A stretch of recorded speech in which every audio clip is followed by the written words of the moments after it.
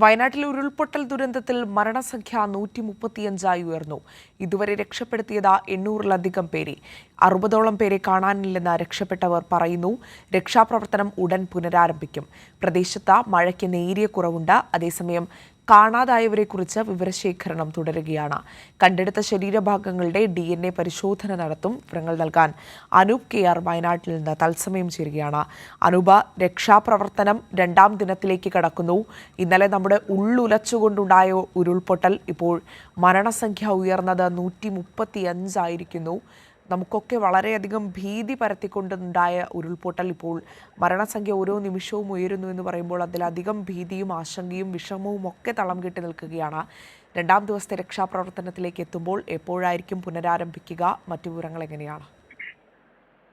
വയനാട്ടിൽ മുണ്ടക്കയിൽ സമാനതകളില്ലാത്ത രക്ഷാപ്രവർത്തനം അല്പസമയത്തിനകം പുനരാരംഭിക്കും. വിവിധ സേനാ സംഘങ്ങൾ ഇവിടെ നിലയുറപ്പിച്ചിട്ടുണ്ട്. ഇന്നലെ രാത്രി താൽക്കാലികമായി തിരച്ചിൽ അവസാനിപ്പിച്ചിരുന്നു. പ്രതികൂല കാലാവസ്ഥയായിരുന്നെങ്കിലും രാത്രി വൈകിയും റെസ്ക്യൂ പ്രവർത്തനങ്ങൾ നടന്നു. പ്രത്യേകിച്ച് മുണ്ടക്കയിൽ കുടുങ്ങിപ്പോയവരെ രക്ഷിക്കാനുള്ള ശ്രമങ്ങളാണ് രാത്രി വൈകിയും നടന്നത്. പരമാവധി ആളുകളെ അവിടെ നിന്ന് മാറ്റിയിട്ടുണ്ട്. ഇനി അവിടെ കുടുങ്ങിപ്പോയവരെ കുറിച്ച് ആളുള്ള വിവരശേഖരണത്തിന്റെ അടിസ്ഥാനത്തിൽ അത്തരം മേഖലകളിൽ വീണ്ടും തിരച്ചിൽ നടത്തുകയാണ്. അനൌദ്യോഗികമായി നാട്ടുകാരും വിവിധ സന്നദ്ധ സംഘടനാ പ്രവർത്തകരുമെല്ലാം ഈ തിരച്ചിൽ അതിപ്പോഴും തുടരുകയാണ്. ഈ മേഖലയിൽ ഒറ്റപ്പെട്ടു പോയതിനെ കുറിച്ച് കേന്ദ്രീകരിച്ചാണ് പരമാവധി വിവരശേഖരണവും മറ്റും ഇപ്പോൾ നടക്കുന്നത്.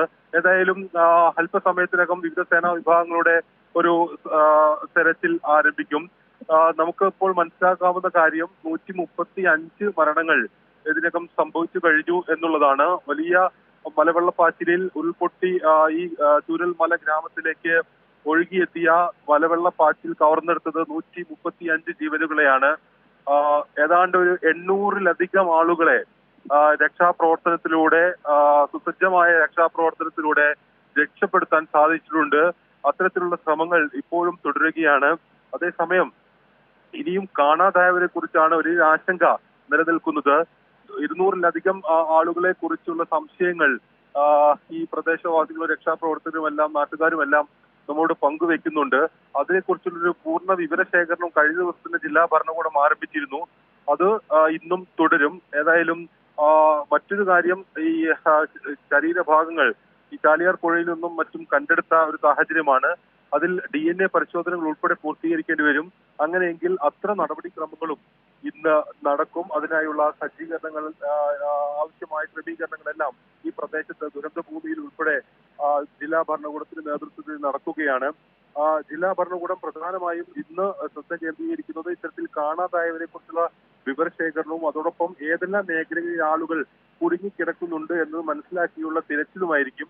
അതിന് സേനാ വിഭാഗങ്ങളുടെ ഒരു സേവനം നമുക്ക് ഇതിൽ രക്ഷാപ്രവർത്തനത്തിന് ഗുണം ചെയ്യുമെന്നാണ് പ്രതീക്ഷിക്കുന്നത്. പ്രത്യേകിച്ച് മണ്ണിനടിയിൽ ഉൾപ്പെടെ നടത്തുന്ന തെരച്ചിൽ, നമുക്കറിയാം ഈ ചൂരൽമല ഭാഗത്ത് ഏതാണ്ട് 3 നില കെട്ടിടത്തിന്റെ ഉയരത്തിൽ മണ്ണടിച്ച് ചേർന്നിട്ടുണ്ട്. വെള്ളാർമല സ്കൂളിലെല്ലാം ആ രീതിയിലുള്ള ദൃശ്യങ്ങൾ കാണാം. ആ സ്കൂളെല്ലാം പകുതിയിലധികം മൂടപ്പെട്ട നിലയിലാണ്. അതുകൊണ്ട് ആ പ്രദേശത്ത് പല വീടുകളും ഈ ഇത്തരത്തിൽ മണ്ണിനടിയിലാണ് എന്നുള്ള നിഗമനത്തിലാണ് രക്ഷാപ്രവർത്തകർ.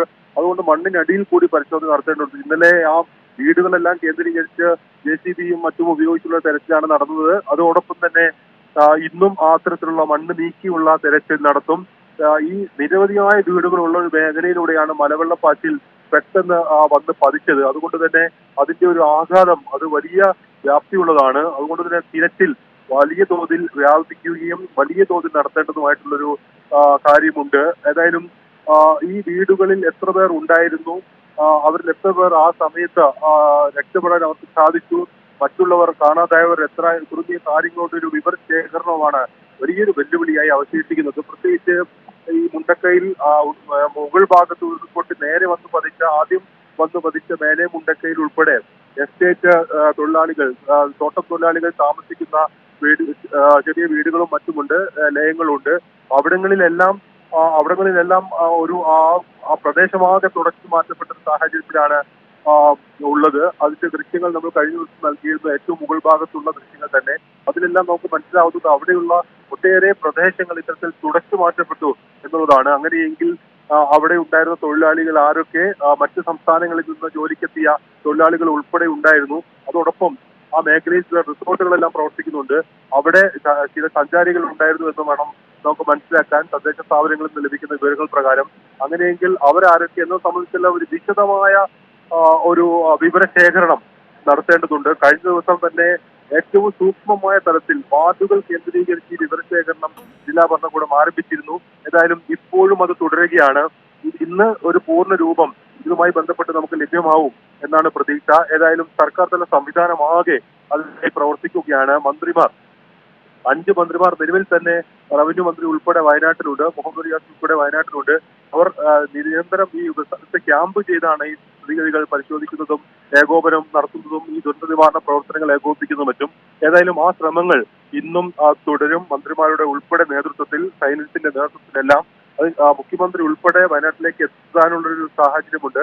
ഇന്നോ നാളെയോ അദ്ദേഹം വയനാട്ടിലേക്ക് ആദ്യഘട്ട രക്ഷാപ്രവർത്തനങ്ങൾ ഏകോപിപ്പിക്കുകയും അതിന്റെ അത് വിലയിരുത്തുകയും ചെയ്തതിനു ശേഷം ഇവിടേക്ക് എത്തുമെന്നാണ് അറിയിച്ചിരിക്കുന്നത്. ആ രീതിയിൽ സുസജ്ജമായിട്ടുള്ള സമാനതകളില്ലാത്ത രക്ഷാപ്രവർത്തനം വയനാടല്ല കേരളം സമീപകാലത്ത് കണ്ട ഏറ്റവും വലിയൊരു മഹാദുരന്തത്തിൽ സമാനതകളില്ലാത്ത രക്ഷാപ്രവർത്തനം ആ വിധത്തിൽ വയനാട്ടിൽ തുടരുകയാണ്. മുണ്ടക്കൈയിൽ പുത്തുമല, അതുപോലെ മുണ്ടക്കൈ, അതോടൊപ്പം അട്ടമല, കുറ്റിമറ്റം, ചൂരൽമല തുടങ്ങിയ പ്രദേശങ്ങൾ അത് പരിപൂർണമായി ആ പ്രദേശത്തിന് ആഘാതം സംഭവിച്ചൊരു സാഹചര്യമാണ് നിലവിലുള്ളത്. അതുകൊണ്ട് തന്നെ രക്ഷാപ്രവർത്തനം ആ രീതിയിൽ ക്രിയാത്മകവും സവിശേഷവുമാണ്. അതുകൊണ്ട് തന്നെ കൂടുതൽ ആളുകളെ ഇനിയും കണ്ടെത്താനുണ്ടെങ്കിൽ സാധ്യമായ എല്ലാ മാർഗങ്ങളും ഉപയോഗിച്ച് ഓരോ ജീവനും രക്ഷിക്കുക എന്ന വലിയ ലക്ഷ്യത്തോടു കൂടിയാണ് രക്ഷാപ്രവർത്തകർ ഇവിടെ രക്ഷാപ്രവർത്തനത്തിൽ പങ്കെടുക്കുന്നത്. നിരവധിയായ ആളുകൾ സ്വയം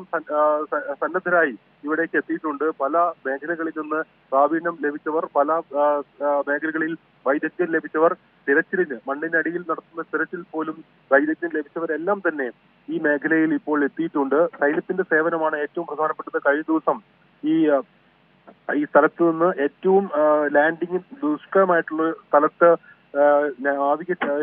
ഈ എയർഫോഴ്സിന്റെ ഹെലികോപ്റ്റർ എത്തുകയും ഈ മുണ്ടക്കയിൽ കുടുങ്ങിയ അത്യാവശ്യ ചികിത്സ ആവശ്യമുള്ളവരെ റെസ്ക്യൂ ചെയ്യുകയും എല്ലാം ചെയ്തത് നമ്മൾ ദൃശ്യങ്ങളിലൂടെ കഴിഞ്ഞ ദിവസം കണ്ടതാണ്.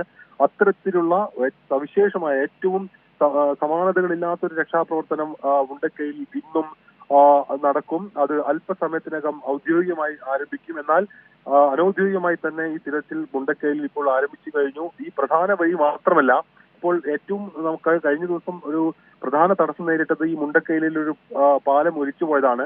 അതിനാൽ തന്നെ അട്ടമല, ഈ ഉച്ചിമറ്റം, മേലെ മുണ്ടക്കൈ തുടങ്ങിയ സ്ഥലങ്ങളിലെ നിരവധിയായ ആളുകൾ അവിടെ ഒറ്റപ്പെട്ടിരുന്ന ഒരു സാഹചര്യം ഉണ്ടായിരുന്നു. ഏതാണ്ട് ഒരു 1000-ലധികം ആളുകൾ അവിടെ പല മേഖലകളിലായി ഒറ്റപ്പെട്ട് കിടക്കുന്ന ഒരു സാഹചര്യം ഉണ്ടായിരുന്നു. എന്നാൽ രാത്രി വൈകിയും നടത്തിയ രക്ഷാപ്രവർത്തനത്തിലൂടെ അവരെ പുറത്തേക്ക് എത്തിക്കാനും താഴ്വാരത്തേക്ക് എത്തിക്കാനും അവിടെ നിന്ന് ആർമി നിർമ്മിച്ച ഒരു താൽക്കാലിക പാലത്തിലൂടെ അവരെ കൊണ്ടുവരാനും എല്ലാം ആയിട്ടുണ്ട്. ഇനി മുകൾ ഭാഗത്ത് മരണപ്പെട്ട ചിലരുടെ മൃതദേഹങ്ങൾ താഴെ എത്തിക്കുക എന്നുള്ളതാണ് ആദ്യഘട്ടത്തിൽ ചെയ്യുവാനുള്ളത്. അതുകൊണ്ട് തന്നെ പൂർണ്ണമായും ആ സ്ഥലത്തേക്ക് ഇപ്പോൾ രക്ഷാപ്രവർത്തകർക്ക് എത്തിപ്പെടാനും അവിടെ രക്ഷാപ്രവർത്തനം നടത്താനും സാധിച്ചിട്ടുണ്ട്. അവർ പെട്ടെന്ന് തന്നെ ഈ മേഖലയിലേക്ക് എത്തും. കൂടുതൽ അവിടെ ഇനിയും ആരെങ്കിലും ഉണ്ടോ, ചില റിസോർട്ടുകളിലും മറ്റും ചിലർ ഉണ്ട് എന്നുള്ള വിവരങ്ങളെല്ലാം കഴിഞ്ഞ ദിവസം രാത്രി വൈകി രക്ഷാപ്രവർത്തകർക്ക് ലഭിച്ചിരുന്നു. ഇത്തരം വിവരങ്ങളെല്ലാം വൈകിയാണ് അല്ലെങ്കിൽ മനസ്സിലാക്കി വരുമ്പോൾ അല്പം താമസമെടുക്കുന്നുണ്ട്. കാരണം ഈ റിസോർട്ടുകളിലെല്ലാം ചില റിസോർട്ടുകളിൽ സഞ്ചാരികൾക്ക് പ്രവേശന നിയന്ത്രണം ഉണ്ടായിരുന്നിട്ടും പ്രവേശിപ്പിച്ചതായി മറ്റുമുള്ള വിവരങ്ങളുണ്ട്. അങ്ങനെയെങ്കിൽ അക്കാര്യങ്ങൾ കൂടി പരിശോധിക്കേണ്ടി വരും. അവരിൽ നിന്ന് കൂടുതൽ വിവരങ്ങൾ ശേഖരിക്കേണ്ടതെല്ലാം വരും. ഡൽഹിയിൽ നിന്നുള്ള ചില ഡോക്ടർമാർ, അതോടൊപ്പം വിദേശത്തു നിന്നുള്ള ചില സഞ്ചാരികൾ തുടങ്ങിയ അവർ കാണാതായതായിട്ടുള്ള ഒരു വിവരമെല്ലാം രാത്രി വൈകി നമുക്ക് ലഭിച്ചിരുന്നു. അവരെ കുറിച്ചുള്ള പൂർണ്ണ വിവരശേഖരണം ഉൾപ്പെടെ ഇന്ന് നടത്തും. ഏതായാലും ഞാൻ നേരത്തെ സൂചിപ്പിച്ചതുപോലെ വലിയ ഒരു രക്ഷാപ്രവർത്തനം അത് പൂർണ്ണ സജ്ജമായി തന്നെ അതിന്റെ എല്ലാ സംവിധാനങ്ങളും ഉപയോഗിച്ച് തന്നെ മാതൃകാപരമായ രീതിയിൽ സമാനതകളില്ലാത്ത വിധം മുണ്ടക്കയിൽ പുരോഗമിക്കുകയാണ്. അത് ഇന്നത്തെ തിരച്ചിൽ അല്പസമയത്തിനകം ആരംഭിക്കുകയും ചെയ്യും. വിവിധ സേനാ വിഭാഗങ്ങൾ നിലവിൽ തന്നെ ഇവിടെ ക്യാമ്പ് ചെയ്യുന്നുണ്ട്. അവർ മുണ്ടക്കൈ ഉൾപ്പെടെയുള്ള എത്തിപ്പെടാൻ ദുർഘടമായ പ്രദേശങ്ങളിലേക്ക് ഇന്ന് കൂടുതൽ എത്തിച്ചേരും.